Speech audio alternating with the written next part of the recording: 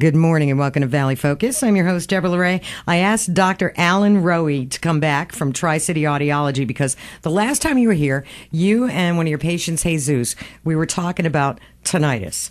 And you have a little foundation. It's called the American Tinnitus Foundation.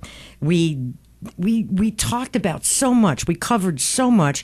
We covered how Jesus is suffering and how you have helped him come to grips, come to terms, and even kind of tune it out.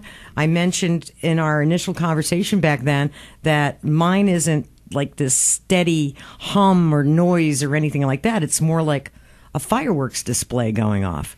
Especially when I lay down at night, it's almost like the finale of a fireworks display. That's what I hear at night when I'm trying to go to sleep. And then sometimes, other times, I have like a steady ring. So it can affect people differently, correct? That's Their right. sounds that they hear or the noises that they hear can be different. Right. And it's not so much the quality of the sound that people hear. It's more the way they react to the sound.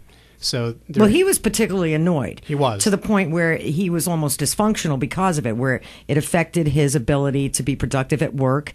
He couldn't sleep. So his situation was maybe more severe than mine. That's right. So the brain has an obligation to assign a label to any type of sound that it's processing. And the area of the brain called the limbic system assigns a label or meaning to a sound. And for patients who are just overly annoyed by that sound, their limbic system is actually assigned a very negative meaning to that sound, and it forces the brain into a process where it gets into a conditioned loop where it's constantly monitoring the signal, which leads to the annoyance, the fear, the anger, the frustration, the anxiety. So once it's... So you can't, like, turn it off. It's turn it constant. off. That's right. To the point of irritants. Correct. Well, I'm sorry. Not doctor, but Jennifer Bourne is here, and she is with the American Tinnitus Foundation. You guys pour a lot of money into research, correct? We do, yes. Since 1980, we've put about $5 million into research, and we also have an advocacy program that encourages greater spending by the federal government on this condition. How much money is spent annually?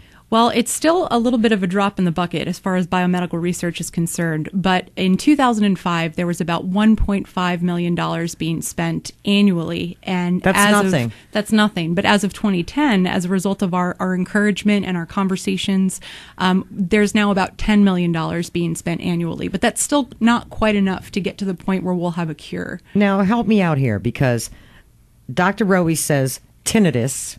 I say tinnitus. You say tinnitus.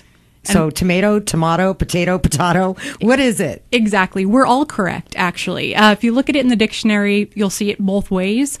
But the reason that Dr. Rohe says tinnitus and not tinnitus is because itis implies inflammation. And so most health professionals, most scientists will not use that when they're referring to tinnitus. Because there isn't any inflammation. Exactly. So why isn't there any inflammation? Because you would think, like, for example, vertigo. The little hairs in your inner ear, I guess they start to get all wiry and crazy, and that can make the room spin. Vertigo, though, is different than what we're talking about. Right. Because this is actually a signal perception. It's a perception of a sound that doesn't exist in the external environment. Is it a sound that we heard maybe once upon a day? I mean, you think about it. Mine sounds like the fireworks display at the 4th of July, the finale. How many fireworks displays have I been to in my lifetime? Am I just reliving those great moments from the 4th of July? Well, it doesn't quite work that way. It's all pattern perception in the brain. So it may mimic sounds that you've heard in the external environment, but oftentimes people describe sounds that have nothing to do with anything they've heard in the environment. I remember when Jesus was here, he said it was like putting his ear up to a seashell. He kept hearing that. And oftentimes they tell you if you can't sleep, replicate the sounds of waves or rain or something like that, because that will put you to sleep. But in Jesus' situation, it kept him up. It kept him up, that's right.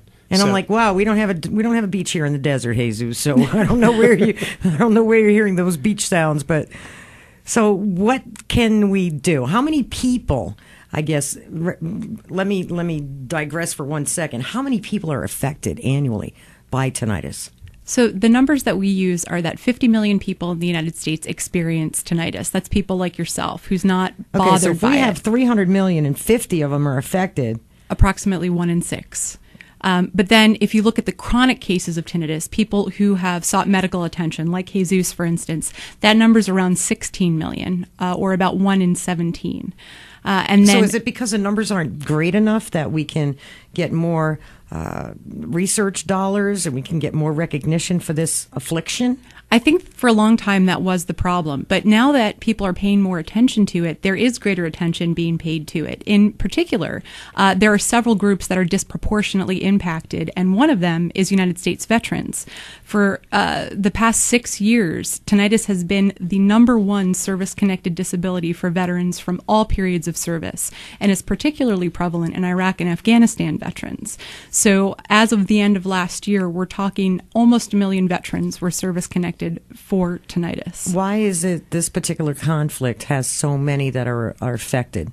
So the leading cause of tinnitus is noise exposure. For a long time, we thought that it was just a symptom of hearing loss, and you had to have some kind of measurable hearing loss in order to develop this condition.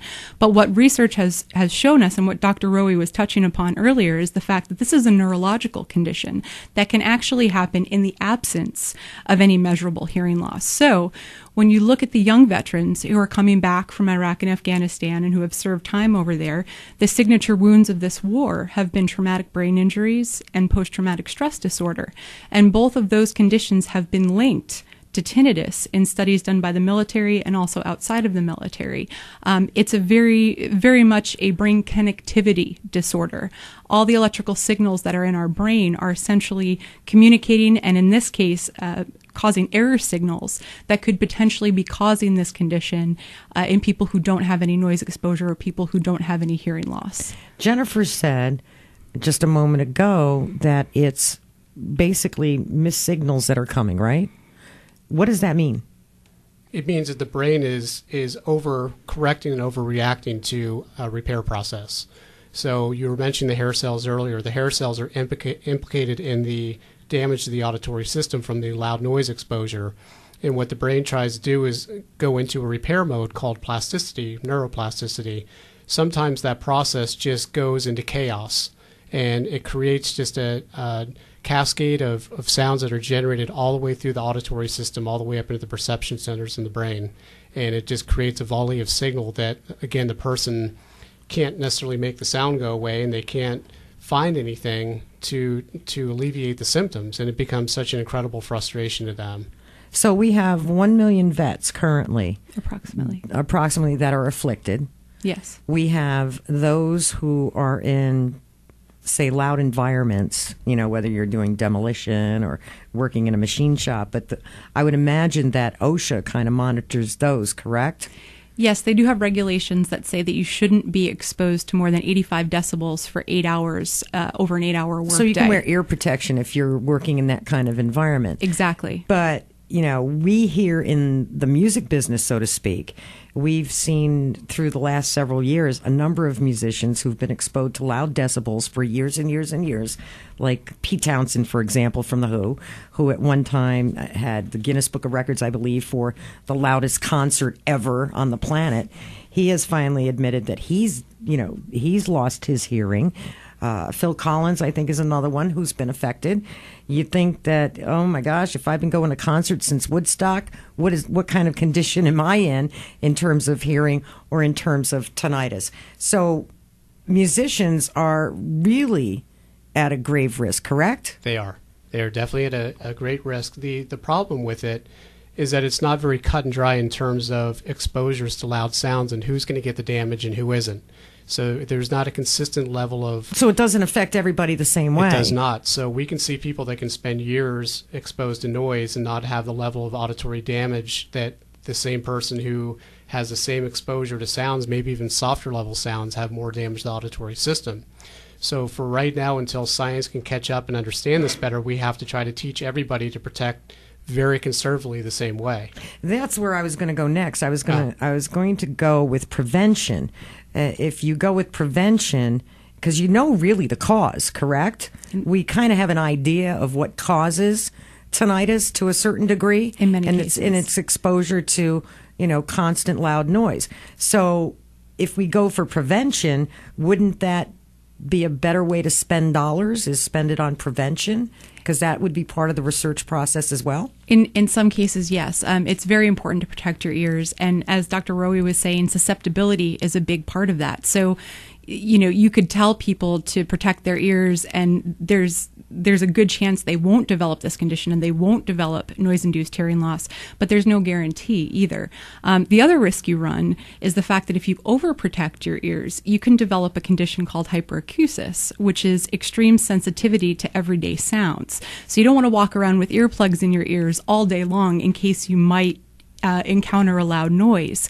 However, I think the prevention angle from a research perspective is really important, because you can develop this condition. Some people get it and it's transient. I have it. I've had it since I was 15 years old. It's not a problem for me. It comes and goes. How many loud concerts did you go to? Way too many.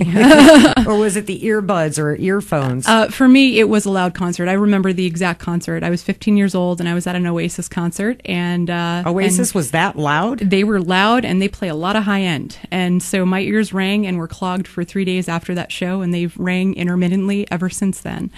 However, if you can prevent the condition from becoming chronic, so prevent that repeat cycle that the brain goes into, then we're talking about research that can really help people from a preventative standpoint. And there are some studies going on with drugs, particularly one that I'm thinking of at the University of Pittsburgh, that's looking to do just that, to try and prevent it from becoming a chronic condition of the brain.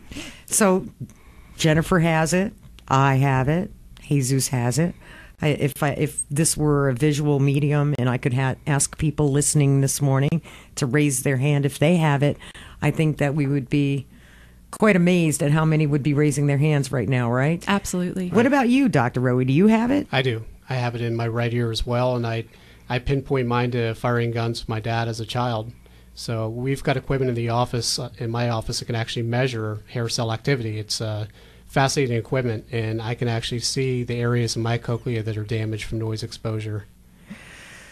So, the moral of the story, because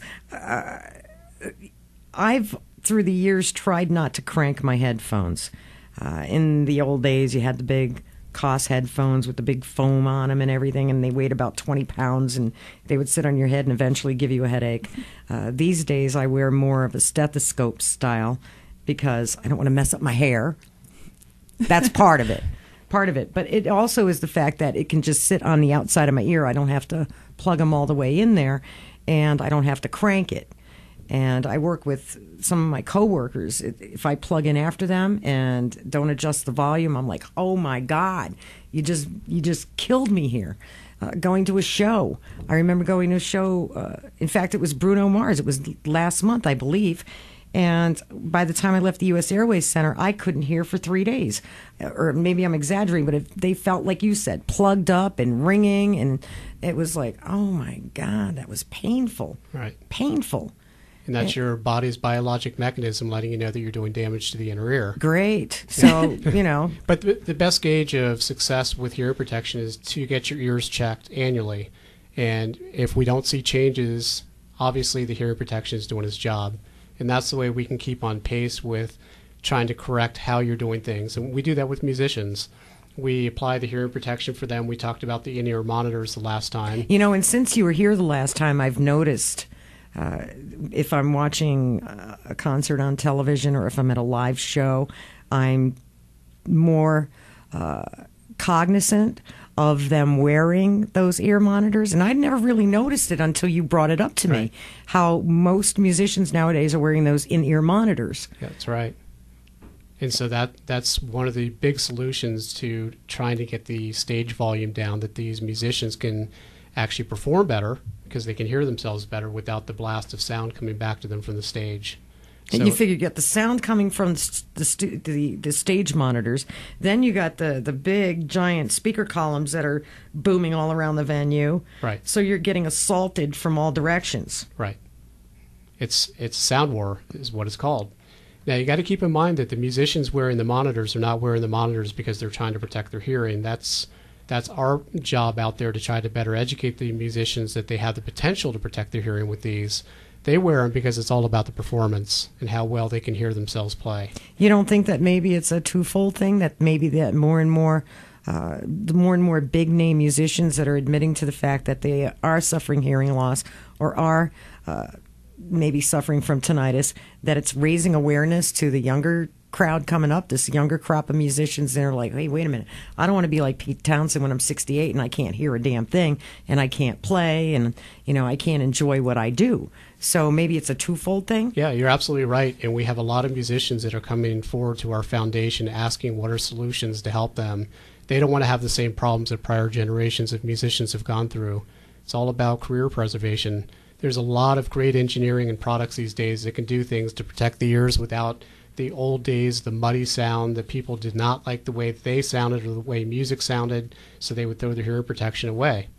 There are devices now that can be put into auditoriums that can give you a quick read on what the sound pressure levels are, give you a gauge of when it's time to pop in the hearing protection. There's times where you can be at a moderately loud environment. It may not be damaging to the ears, and you don't have to always pop in the hearing protection. Here's the thing, though. If you're at a show and you do put in earplugs, then everything's all muffled, and you can't really enjoy the show. Well, so it's kind of like, well, why am I here if I'm muffling everything? Well, there are actually earplugs, musicians' earplugs, that you can actually get that are custom molded, and they even make ones that are not custom molded that actually allow the good sound in and keep the bad sound out. Are those the little plastic ones that have like the holes in them, where they almost look like a straw kind of thing? Exactly. Yeah. Okay. Yeah, that's right. Or you can go to an audiologist and have custom molded earplugs that fit inside your ear, and then there's inserts that knock down 7, 15, up to 20 decibels, I think, depending on how loud the environment is that you're in. And so, again, you're letting all the good sound in, the music, but you're keeping the bad, damaging sound out. It all sounds damaging to me sometimes, where I'm sitting there going, you want to go behind the soundboard and grab whoever's there and just remove them from their position and go, what are you doing? Yeah, there's also better technology that's out these days. One of my partners in my foundation is a music producer, and he's heavily invested in what's called line array monitors. And a line array system can actually be played at smaller venues at a much lower level, and the sound is very robust. So they're highly directional microphones that push equal loudness contours throughout the audience. So no matter where you stand, the sound pressure levels are equal. I think I have a venue in mind that probably is utilizing that technology, because the shows that I've gone there to see, it's been a pleasure. I don't leave there with my ears bleeding. I don't leave there with them ringing. I don't leave there with it muffled and I can't hear for 2 days. And that is the Crescent Ballroom downtown in downtown Phoenix. Right. And the sound in that venue is just phenomenal. No matter where you're standing, you could be by the door, you could be in the back of the room, you could be by the restrooms, you could be on the side of the stage, and it just sounds wonderful in there. Right, and that's implementing the better technology that can really make the whole music production so much better. I mean, I understand that, for a smaller club, it might be cost prohibitive. Right. But, man, what a pleasure going there for a show. Absolutely. Where I'm not in pain when I leave there and I don't have a headache. Because that's no fun. You leave and you're like, oh, my God, my head. Where's the Advil? Yeah. Give me the bottle. Give me a whole bottle of Advil. Well, there are I think the younger kids are probably the ones that really need to hear what we're talking about today. I think as the older you get, you realize that, oh my gosh, I did damage when I was younger. I better chill, right? I better, be a little more proactive, be a little more protective of my hearing. But the kids, they have been stuck with those earbuds for, figure what, the last 20 years, those things have been pretty prevalent. Right. The last 20 years, they've been sticking it, and they stuff them all the way down into their ear. Those have to be doing damage to our young people. Yeah, they definitely are. And one of the differences between the earbuds and the technology that's being used today is the fact that the fidelity is better. So it doesn't sound distorted like it may have sounded, say... Sounds distorted when you get the volume cranked, though. That's true. And if you can hear what they're listening to outside of their ear, then that's a big problem, too. But they can listen for longer than we ever could before because they have rechargeable batteries. They have 8-hour batteries. Before, you had a Walkman or a Discman. You had AA batteries. You had to ditch them after 2 hours and find new batteries. Now you can listen for these extended lengths of time and louder. Or dock it and let it recharge and go right back at it again. Exactly. Well, I've noticed that, hopefully not any moment, but within the next few weeks, you are going to have a baby. Yes, that is correct. And congratulations. Thank you. I know that for a fact, because been there, done that, that friends and family love to give you the noisy toys just to aggravate you, thinking, oh, I'm going to get her back from when she was a kid. And, Payback. Yes, payback. And some of those noisy toys can actually do damage to our babies and our toddlers, correct? Absolutely. And babies and newborns especially, their ears are not fully developed when they're born. And so they're actually more susceptible to damage, which is why it's even more important that you take precaution to protect little one's ears. But the Sight and Hearing Association publishes an annual list around Christmas every year, around the holidays. And they publish the decibel levels of some of the most noisiest toys so that parents can be responsible and either ditch those toys that they get as gifts so that they're not damaging their children's hearing, or they can not buy them for their children. And hopefully gift givers will look at that list and not try to aggravate you, right? It's a good suggestive list. Yeah, look at that list and say, you know what, you don't want to buy these. Joining us today, Jennifer Bourne with the American Tinnitus Foundation, Dr. Allen Rohe with Tri-City Audiology and founder of the Tinnitus Foundation locally. So you're local, and Jennifer, you're national, correct? Yeah, we're a national organization. And you guys all have the same goal in mind, correct? Absolutely. Right. Our mission is to fund research to find a cure, and certainly the education and the prevention that the Tinnitus Foundation is focused on is helping to get the word out in a lot of areas that we're not covering. Well, what are we not covering?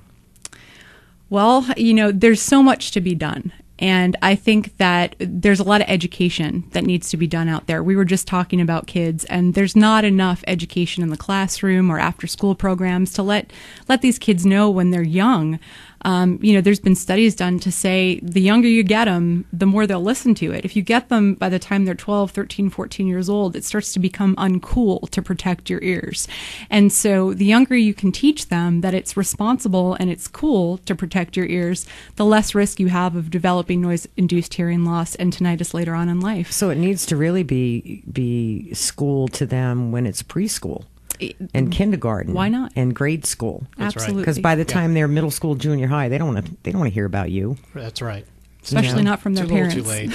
Yeah. Why is that? The parents can't talk to the kids about anything, regardless of what it is, whether it's hearing loss, tinnitus, the talk about the birds and the bees, or things that you drinking and drugs and stuff like that.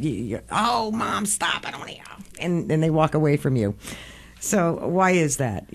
Don't they realize that parents know best more often than not? I think you realize that when you hit that's your 20s. Not cool, right? When you hit your 20s, you exactly. realize that, yeah. When you're mid-20s, that's when you finally call your mom and dad and say, you know what, Mom? You were so right all those years. Thank you. What do you mean? You told me then I was stupid. All right. Joining us, Jennifer Bourne with the American Tinnitus Foundation, Dr. Allen Rohe, Tri-City Audiology, and the Tinnitus Foundation, but he says tinnitus, and Jennifer and I say tinnitus. So what can we do? What can we do? Like, Jesus, you have some kind of, for lack of a better term, I'm going to call it a sound machine. That's right. That you have for him. Yeah. And he, if I remember correctly from our conversation, he's been utilizing it for almost a year. That's right. Now, in his case, he's using a device by a company called SoundCure. It's a Serenade. Uses modulated, what they call S-tones, to help retrain the brain away from the signal. So we talked earlier, it's about the way the brain reacts to the signal. So we give somebody something more soothing to listen to that diverts the brain's attention away from the signal. But see, this is where I'm confused a little bit, Jennifer, and you might be able to help me out with this. You're telling me something soothing, and to kind of, basically mask what he's hearing, right? So it's basically a mask for it, correct? No, masking would completely cover it so that the brain didn't see it at all, and that's not our approach. Our approach is to mix with the problem so that we can take the conscious attention away from a pure signal, blend it with another signal that makes it harder for the brain to detect the problematic signal. So basically you're going to give him a signal that's more pleasant to him. That's right. Okay. What's more pleasant than the ocean? That works well for a lot of people, and you're absolutely right. Yeah. But there are a number of cases that come in my office that they cannot stand the sound of white noise. It's very irritating. It's a very broad spectrum sound, If they have hearing loss on top of that, you're going to have to get very loud with the white noise to even get in there and touch the tinnitus. And it can be very, very grating to the patient. It can be making matters worse instead of better. So we have to learn as practitioners to play with different sounds. So you have the equipment at your office that will do just that, right? That's right. Let's say I go in there and, I sit down and you start, how does it work? Do you start exposing me to different sounds, different levels, different frequencies? How does it work? Well, first we start out by evaluating your hearing. We want to find out what the hearing profile looks like. We go through what's called a psychoacoustic test battery. We actually measure the pitch of tinnitus, the loudness of it. We look at how much sound it takes to cover the perception of tinnitus in each ear. So it's a pretty involved process. We go through about an hour of counseling, educating the patient about the anatomy and physiology of the ear, the auditory system, the neurological pathways. So very much the education counseling is a key component to it, and then we start to explore what sounds work well for the patient. So it's individual. Absolutely. Not everyone's going to have the same sounds. Not everyone's going to be affected by the same frequencies or anything like that. That's correct. We're all affected differently. That's right. Okay. Not every patient is going to respond to the same kind of therapy, which is one of the biggest conundrums, I think, from a health professional perspective, and also right now from a research perspective, is the fact that we don't know enough about the individual profile of each tinnitus patient, in order to say, okay, this sound therapy treatment is going to work for you, or you would be best served by this. So that's kind of one of the directions that research is taken is trying to really do analysis of symptomology of patients to really try and hone in on that. So basically, this retraining of the brain to hear different signals or a different to kind of get your mind off the one that's irritating you isn't going to work for everybody. No, it's not a one size fits all. So you can't just package one device and say everybody's going to get fixed by this. So a practice like mine where I do what's called tinnitus retraining therapy, I have to have a large number of options for patients because it's just difficult to find anything that's going to work for every patient consistently. The research shows that. What was the age of the youngest patient that you've had so far? I've had some children. Now, the children that come in, many of them, it could be oncology or they're being treated for childhood cancers. And the very medications that they use to eradicate the cancer can damage the hair cells in the inner ear. So it really doesn't discriminate by age. So you don't need to be an old person to be affected? No, not at all, actually. So we talked about noise a lot as the leading cause of tinnitus. But head and neck injury or nerve damage is the second leading cause. And then, like Dr. Rohe was just saying, there's a list of over 200 over-the-counter and prescription medications that are ototoxic or damaging to the ear that can cause hair cell damage and but in it turn doesn't cause say that tinnitus. in the side effects. If you're sitting there watching television, for example, you are inundated with prescription drugs, and the list of side effects. They go through this whole list of side effects that are downright scary more often than not. But I don't believe that I've ever seen one advertisement for a prescription drug that said anything about hearing affecting your hearing in any way. That's probably true. And again, there's no guarantee that it will affect your hearing just because it lists it as a side effect in that long, list. No, when you I'm actually saying that pull I've it never out. seen one that said anything about hearing. Sure, Right. sure, not on TV, but if you go and get a prescription and you take the time to read that long list of potential side effects, sometimes it will be listed there, but there's no guarantee that you're going to get it just because it's listed.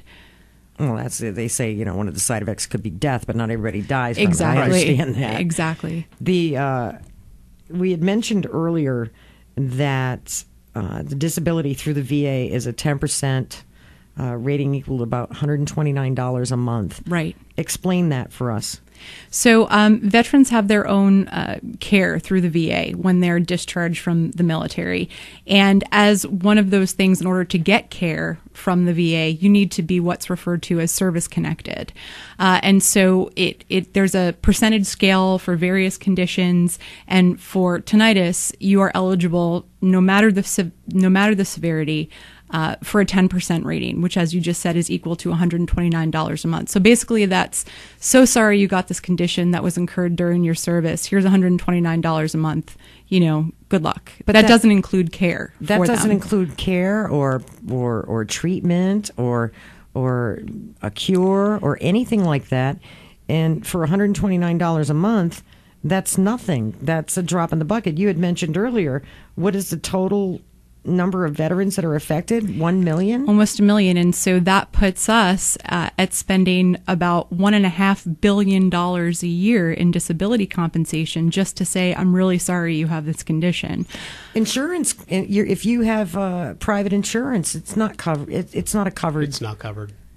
Is this because they don't consider it a disorder? Is it not enough people are affected by it? It's lack of research. So the insurance companies are really looking for clinical data to support the efficacy of the treatment. So it gets back to the fundamental problem that there's not enough funding for research, so you don't have the studies out there. The insurance company shut the door on it.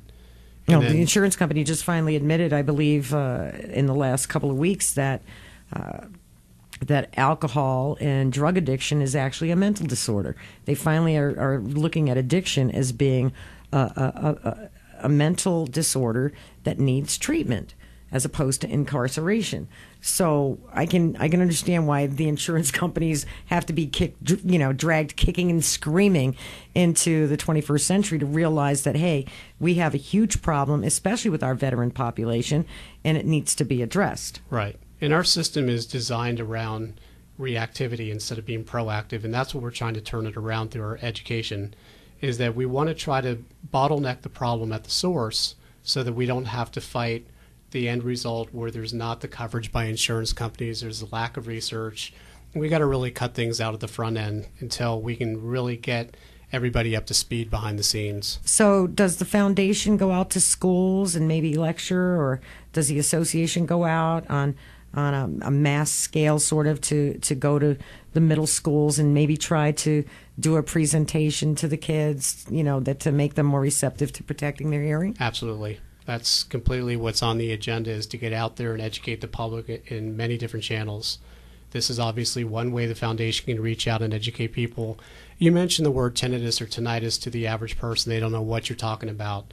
That's the starting point. We have to teach people what it is and what it means to them. And being that this is truly a public health problem, the numbers are rising, we've got a lot of work ahead of us. Is the definition more or less ringing in the ears? That's correct. Okay.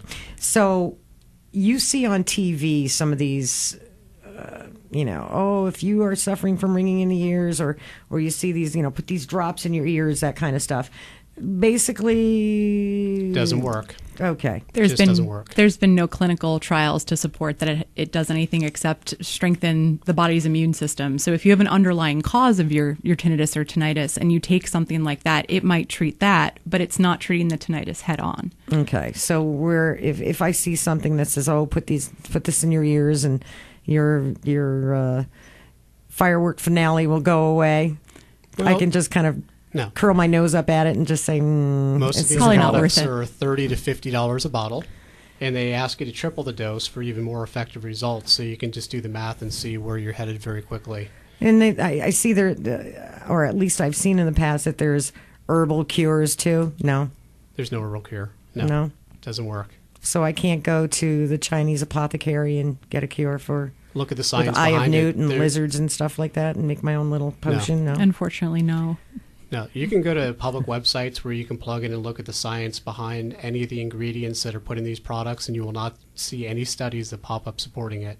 So that kind of tells you. So basically what we need to tell the listeners is don't fall for that stuff. That's right. It's not going to work. It's not going to be effective, and it's not going to treat whatever it is that's really at the basis of your condition. Your money would be better spent going to an audiologist and having a full tinnitus workup.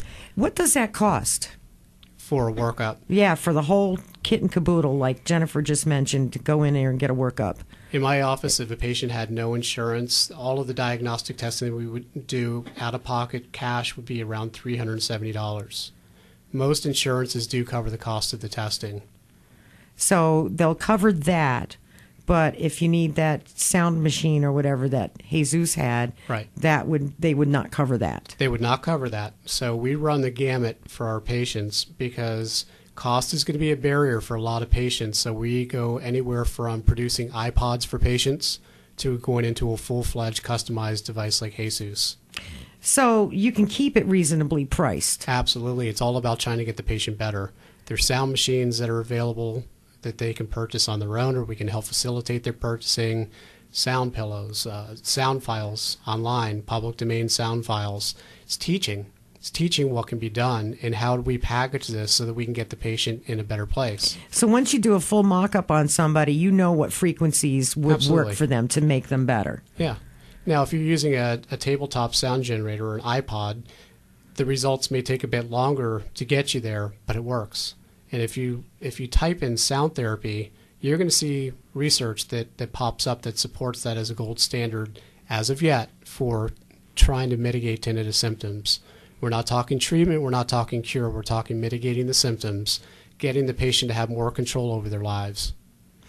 So when it comes to treatment and cure, that's where the foundation comes in, correct? Yeah, the American Tinnitus Association, we're focused on funding research to find a cure. And I would agree that, we tell patients, to date, the most effective form of treatment for tinnitus is sound therapy, some form of sound therapy.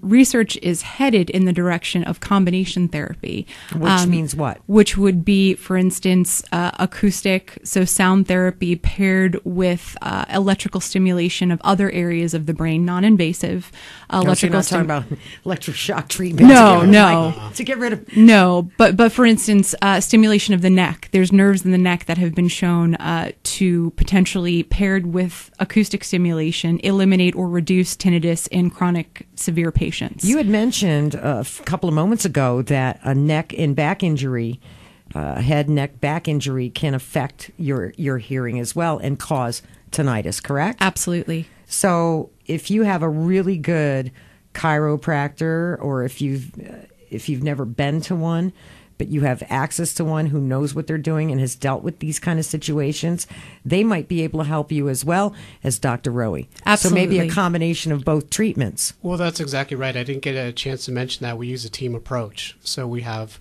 a host of medical professionals. We have physical therapists, occupational therapists, neurologists, otolaryngologists, all at our disposal. So part of the workup is trying to figure out what exactly may be the main causative factor of the tinnitus and refer out the patient to the proper professional to hopefully get some form of treatment for it. It's not always sound therapy.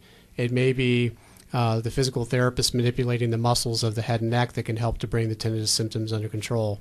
So that's where we have to triage the patient and really get at the root of the problem. So it could take a team approach, like you said, but until you get that for lack of a better term, I'm going to use a baseline diagnosis, then you know where to work up from there. That's right. So the key is to get in, to get your hearing tested, go through the full-blown whole 9 yards, right? That's right. Not everybody's going to leave with a sound device, as we were trying to get at earlier. The solution is going to be different for each individual case. And that's so where Jesus needed the sound device, for me, it might be something less costly, number one, and much simpler. That's right. Like stay out of loud concerts. That's a good start, yeah. That's a starting point. Somebody like Jesus wasn't exposed to loud concert sounds. His tinnitus came on for different reasons. Yeah, he said he worked in an office. That's right. So it was like, what caused it? Well, sometimes there are underlying medical conditions. People can have, they can have diabetes. They can have thyroid disease.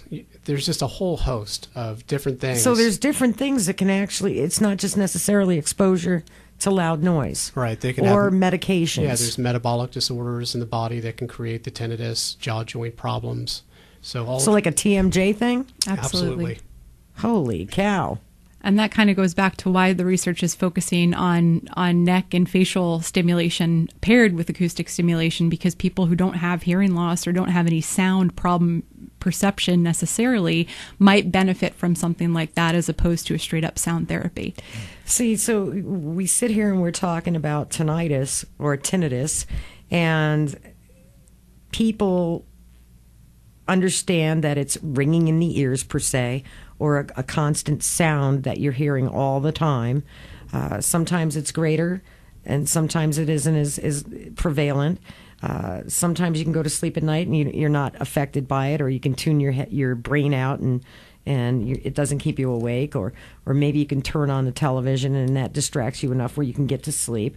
But then in other situations, it's much more severe for people and it becomes debilitating to them. But the definition is ringing in the ears. So it's a constant noise, a constant sound. Constant sound. So anybody who's listening today has that constant sound, whether they were exposed to a Who concert or a Kiss concert back in the day, or whether they went to Oasis like Jennifer did and had their ears plugged up for 3 days and constant ringing and headaches and stuff, or maybe you work in an environment where there's loud noises and you haven't worn ear protective gear, or maybe you're a member of the military or former member of the military and are suffering. Where can you go to get more information? Give us your website. The American Tinnitus Association, it's really simple. It's just ATA.org. ATA.org. Yes. Wow, that is simple. We've been around for 40 years, so we had a corner on the market when the websites first came out. And what about you, Dr. Rohe? What's your website? The tinnitusfoundation.org. You want to spell it? Tinnitus? Yes. TINNITUS. Okay. Tinnitusfoundation.org. That's correct. Okay. And for Jennifer, for the national group, it's ATA.org. Correct. And we can be found on Facebook as well. So what's your Facebook? At the Tinnitus Foundation. Okay. So it's the tinnitusfoundation.org. That's for Dr. Rohe's local chapter. And for the national group, it's ATA.org. Musicians, industry people, veterans, children. It's all about prevention, though, correct? That's correct. So, and then for those that it's not preventable, it's a message of hope. It's getting information out there that something can be done. So we need to erase the bad messaging out there that often happens and nothing can be done. It's completely untrue. I know that Jennifer is like a numbers gal over there. Jennifer, how much money do you think is being lost annually for productivity due to tinnitus? This was actually quantified not too long ago, and the estimates are that between noise-induced hearing loss and tinnitus, $26 billion a year are being lost economically from people who can't work and who can't contribute to the economy as a result of it. $26 billion. Absolutely. And the numbers are only going to go up, I would imagine. Absolutely. Unless we take this stance and educate people, talk to people about it. I think for a long time there was a stigma that people didn't want to talk about this condition. Why? Because it's invisible. And people are like, you hear something in your head. And that's a big stigma, I think, for a long time. But I think as we're learning more about it, the research is progressing to show that it's not just something that you're hearing or like voices that you're hearing in your head. It's a neurophysiological problem that we can actually now see using imaging scans like functional MRI and other scans. So it is becoming less of a stigma, and people are more willing to talk about it. You had bipartisan efforts from Congress that allocated some monies over several years. How much did they give you in how many years? Well, so they've increased research funding from about $1.5 million a year back in 2005 to around $10 million annually, and that's between the National Institutes of Health, the Department of Defense, and the Department of Veterans Affairs. So all three of those groups had to basically give some money up. Exactly. And we've encouraged them to work together because the National Institutes of Health have had this long research standing portfolio, so they know the most about this condition from a research standpoint. The VA obviously has the patient population, as we've talked about, and the Department of Defense, in some ways, they have the ability to fund this research because, frankly, they have the deeper pockets. And they're also causing the problem, and weren't doing much to try and help alleviate it. Well, if you need some more information about tinnitus, actually, I'm looking the wrong way. Tinnitus to Dr. Rohe. Tinnitus to Dr. Rohe and tinnitus to Jennifer. You can get more information from Jennifer's American Tinnitus Foundation Association. See, I'm so confused. The American Tinnitus Association is Jennifer's group. That's ATA.org. And for Dr. Rohe from Tri-City Audiology, it's the Tinnitus Foundation.org. So he has the foundation, you have the association, but you guys work hand in hand. It's all ultimately to reach the same goal. Absolutely. And that's so that those of us that do hear that ringing or those noises constantly, to the point where it's irritating or debilitating, we can do something about it. Absolutely. Well said. Right? That's right. Get some relief. That's right. Any final thoughts? Well, I just hope that people just, as I said, are encouraged that there are things that can be done out there. Educate yourselves properly. If you're considering purchasing something, do the research behind it. Really know what you're getting yourself into. Stay away from the goofy stuff, because 99.9% of the times the goofy stuff doesn't work. That's right. So do yourself a favor and keep your money in your pocket, and maybe save up a couple of bucks and go get a whole workup on yourself done, so that you don't need the herbs and the drops that you see on television or in magazines and stuff, because those aren't going to do the trick for you. And if you need some information, or if you need a presentation, do you have somebody that can come over and do a presentation, either of you, if like some school group or some organization is listening today? Be happy to. Yeah? Absolutely. And we'll be out at the Hungry Monk restaurant on Saturday, September 21st. If anybody wants to come out and visit us, we'll be educating about tinnitus. It's going to be great food, great beer, great fun. Where's the Hungry Monk? It's in Chandler. Okay. And they can find out more on the website? On the Hungry Monk website, at our foundation webpage, and also at our Facebook page. Okay. The tinnitusfoundation.org, TINNUTIS, and Jennifer from the American Tinnitus Association is ATA.org. Any final thoughts?